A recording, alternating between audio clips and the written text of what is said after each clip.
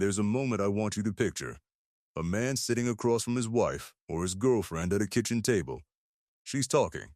He's nodding. He looks like he's listening. And in every way that matters, he isn't there at all. He's not a bad man. He's not cruel, or cold or careless in the way we usually picture when we talk about relationships falling apart. He's just absent, present in body, gone everywhere else. And if you asked him later what she said, he'd struggle to tell you. Not because he doesn't love her. Because somewhere along the way, he stopped practicing the difference between hearing and listening. I've thought about that man a lot over the years. I've been that man, if I'm honest with you, more than once. And I've watched other men, friends, brothers, men I respected, sit in that exact same silence without ever noticing it was happening to them too. This is not a video about red flags or texting rules. I want to talk about something quieter than that, something most men never get told. Because most men are never taught how to be good at the parts of a relationship that don't show up in a highlight reel. Good men fail at relationships all the time. Not because they don't care.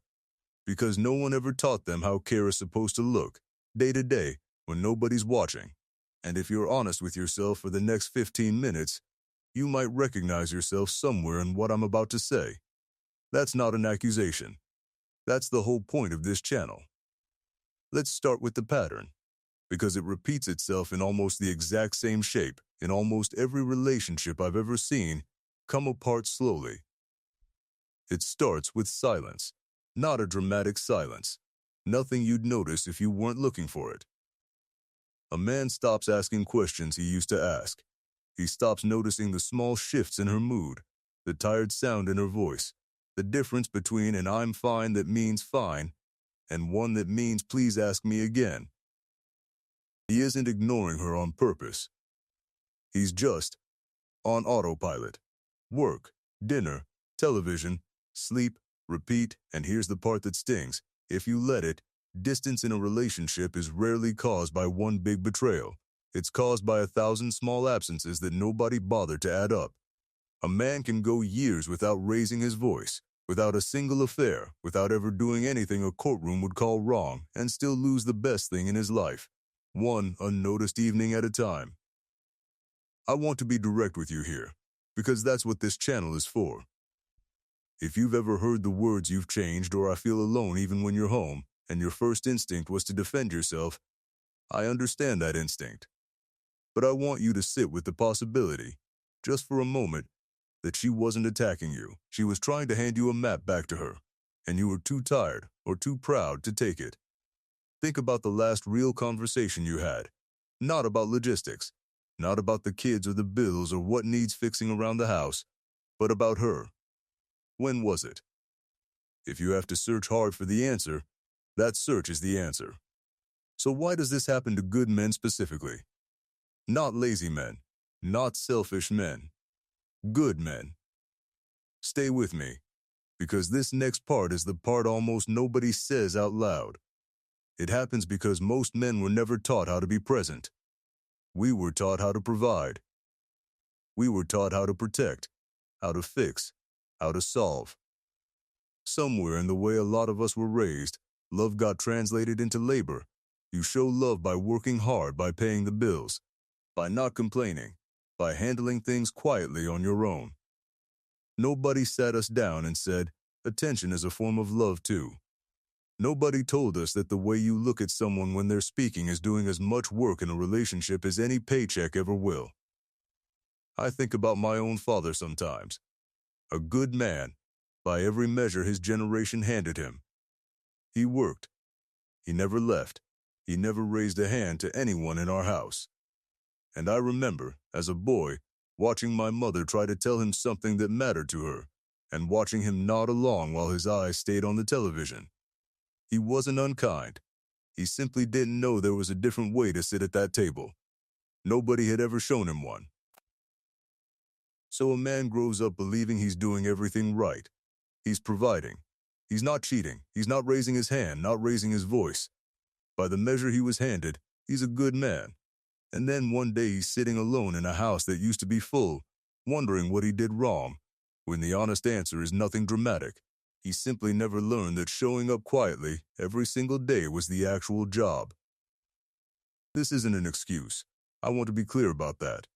Understanding where the blind spot came from doesn't remove your responsibility for it. It just means the fix isn't about becoming a different person.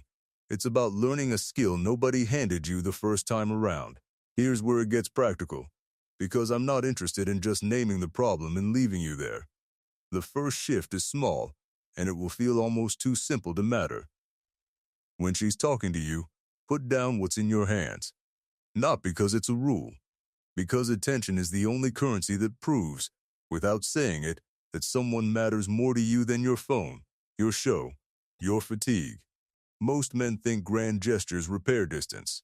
A trip, a gift, a big declaration. They rarely do. What repairs distance is being looked at like you're the only thing in the room, consistently, on ordinary Tuesdays, for no occasion at all. The second shift is harder. Ask questions you don't already know the answer to. Not how was your day, which most people answer on autopilot. Ask what she's been carrying that she hasn't said out loud yet. Ask what she needs more of from you right now, this month, not in general. And then, this is the part men skip. Sit quietly and actually let the answer land, instead of already building your defense while she's still talking. Some of you are already telling yourselves you do this, and maybe you do, some of the time. But I'd ask you to notice how often some of the time quietly became hardly ever without you clocking the shift. That's how it always happens. Nobody decides to stop showing up. It just erodes, one tired night at a time, until it's gone. Let me give you a real shape of what that second shift looks like, because it's easy to agree with in theory and miss entirely in practice. Picture a Tuesday, nothing's wrong, no argument, no crisis. She says something small, in passing, work was a lot today, and keeps moving, clearing the table, half expecting you not to follow up, because most nights you don't. Most men hear that sentence as a period. A good partner hears it as a door left open a crack. The old version of you nods, says that's rough, and reaches for the remote. The version I'm asking you to become says instead, what happened? Not performed concern. An actual question, followed by an actual silence where you wait for the real answer instead of the polite one. She might deflect at first. It's fine. It's not a big deal. Because she's used to that door staying shut. That's the moment that matters most. Ask again, gently. I've got time. What actually happened? 9 times out of 10, what comes next isn't really about work at all. It's about feeling unseen, or overwhelmed, or unsure whether anyone in her life is actually paying attention to the weight she's carrying. You don't need to fix it. You rarely can. You just need to be the place she can finally set it down. That's the whole shift. Not a grand conversation. One follow-up question, asked like you meant it, on an ordinary Tuesday when nothing was technically wrong. Do that consistently, for months, and you will watch a relationship change shape in front of you, not because you solved anything, but because she stopped having to carry things alone. The third shift is the one that costs the most, and matters the most. Let her see you struggle sometimes, not constantly, not in a way that makes her carry you, but enough that she knows she's not the only one being vulnerable in the relationship. A lot of men were taught that strength means never needing anything. But a woman who loves you isn't looking for a man with no needs. She's looking for a man who trusts her enough to have some. I want to add a fourth shift here, because it's the one I see men skip most often, and it might be the most important of all: repair quickly and repair first. Most men wait for the other person to make the first move after a disagreement, a kind of silent standoff, waiting to see who breaks. But the man who repairs first isn't weak. He's simply decided that being right matters less to him than being close. A short, honest "I was wrong to say it that way" does more for a relationship than 100 grand gestures, because it tells her that winning the argument was never actually the point for you. There's one more cost to this pattern that I don't think gets said enough, and it's the one that stopped me cold when I first understood it. If there are children in that house, they are watching. Not listening to what you say about love, watching what you do with it. A son doesn't learn what a good partner looks like from a conversation. He learns it from years of watching his father's eyes at the dinner table, watching whether he put the phone down, whether he asked the harder question, whether he said sorry first or waited out the silence. Daughters learn what they should expect from a man the same way, not from what they're told to expect, but from what they watch be normal in their own home. You are not only failing or succeeding at your relationship when you get this right or wrong, you are quietly writing the instruction manual your children will use for their own, whether you meant to or not. That thought alone has changed more men I know than any argument about their marriage ever did. Not guilt, clarity, the realization that the stakes were always bigger than the two people at that table. Now, some of you watching this already know exactly which relationship I'm describing. Maybe it's the one you're in right now. Maybe it's the one you already lost. I want to speak to both of you separately for a moment. If you're in it right now, and you recognized yourself in the silence I described earlier, you have more time than you think. Relationships don't usually die from one moment. They erode. And the same way distance builds quietly, closeness can be rebuilt the same way, quietly, without a single dramatic gesture, just by showing up differently starting tonight. Not perfectly, just differently. Tonight, put the phone down when she talks. Tomorrow, ask the harder question. It won't feel like much. It rarely does at first, but that's exactly how the distance got there in the first place, and it's exactly how it leaves. If you already lost it, I'm not going to tell you there's always a way back, because sometimes there isn't, and false hope isn't kindness. Some doors close for good reasons, and pretending otherwise only delays the healing you actually need. But I will tell you this, the lesson doesn't disappear just because the relationship did. The man who learns from that loss and carries the lesson into whatever comes next isn't a failure. He's just further along than the man who never looks back at all. Pain that teaches you something is never wasted, even when it feels like it in the moment.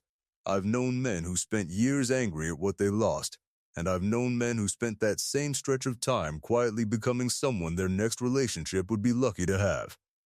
The difference between those two men was never the pain. It was what they chose to do with it. Before we close, I want to leave you with the one idea I most want you to remember from everything I've said. Being a good man was never the same thing as being a good partner.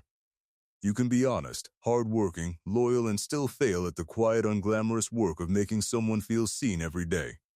That's not a character flaw, it's a skill, and skills can be learned, at any age, by any man willing to actually look at himself instead of defending the version of himself he's comfortable with. 4 things. If you remember nothing else, put down what's in your hands when she's speaking. Ask the question you don't already know the answer to, and wait for the real answer instead of the polite one. Let her see you need something once in a while. And when you're wrong, say so first, before the silence has a chance to settle in. None of it is complicated. None of it requires you to become someone else. It only requires you to notice and then to choose on the ordinary nights when nobody's asking you to. I'll tell you honestly, this is not advice I give from a distance. I've missed these exact things in my own life, more than once, and I've had to learn them slowly, usually after the cost of not knowing them had already come due. That's part of why I wanted to say it plainly here, instead of dressing it up as something easier than it is. Nobody hands men this manual early enough.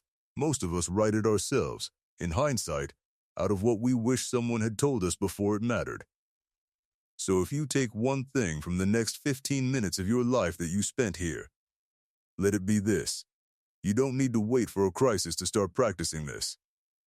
You don't need a fight, or a we need to talk, or a woman standing in the doorway with her bags already packed, to decide tonight is the night you start paying attention differently. The men who change the earliest, before anything is actually broken, are the ones who get to build something instead of repair it. That's the quieter, harder, and far more rewarding path, and it's available to you starting the next time she opens her mouth to speak. That's what this channel is for. Not to shame you for what nobody taught you. To teach you now. If this found you at the right moment, I'd ask you to sit with it for a minute before you scroll to the next thing. And when you're ready, I'll be here for the next one.